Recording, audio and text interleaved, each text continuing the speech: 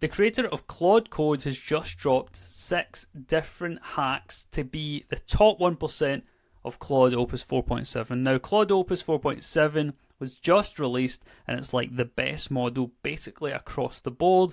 So in today's video, we're going to go through the 6 different features and show you how they work. And also, one of the features he talks about, /go, doesn't actually exist. It's just theoretical. So I've made it and I'm going to show you how you can get that completely for free. And one of the other things that he talks about, he's actually misnamed it, at least from what I can see. So I'll show you what the real name is as well. So let's get into it. The first thing we have here is auto mode. So you may have heard about this. Basically, permissions. So normally, if I was to open up a brand new Claude Code session, I would do Claude, let's see, dangerously skip permissions. Now the problem here is that then it skips everything and it can push directly to main. It can ship changes to my website that I didn't want to authorize. But the alternative is that then I would have to just let it do nothing and I'd have to approve everything, which is a nightmare. So instead they have this auto mode. It's now available for Mac users, not just Teams and Enterprise, which is why I've got it now. You can do it either here or on desktop, VS Code, whatever, on Arc, which is where I do all my coding. On here, you can select the permissions, auto, accept edits or bypass.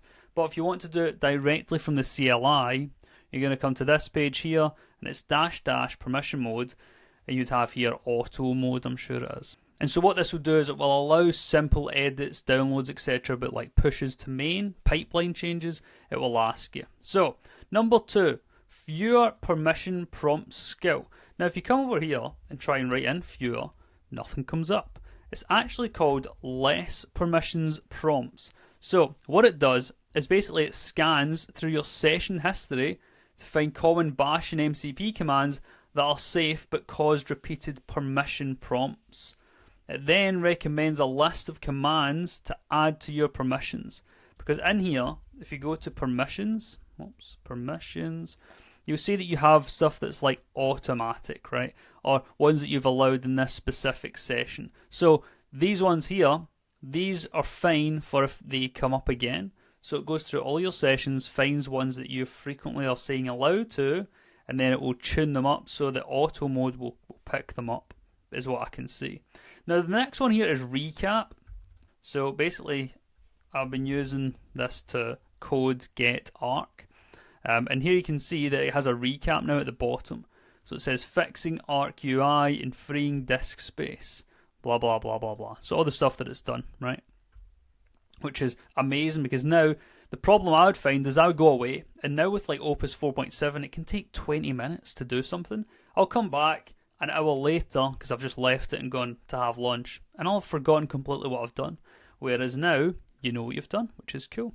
The next one here is focus. So inside of Claude here, if you do /focus, what it's supposed to do is allow you to hide all of the intermediate work to just focus on the final result. So you don't have to look at all this rubbish. I don't know why the focus apparently not working, and I'm on the latest 100%, is that apparently then you don't see all the rubbish. So normally if you're going through here, you get all of this. Well, now you don't need all of this. You're just going to get like, what has it actually done? Which is all you really care about. Now, number 5 is effort mode. So when you go to set your model, you'll see you have default, sonnet, and haiku. But you see there's an effort mode that pops up here. So medium effort, fast, turn on fast mode, etc. Right? Well, what we can do now is if we do /effort, you can change from low to medium, high, extra high, and max. Now obviously the danger here is that with max, it's going to max out your tokens and use all of them.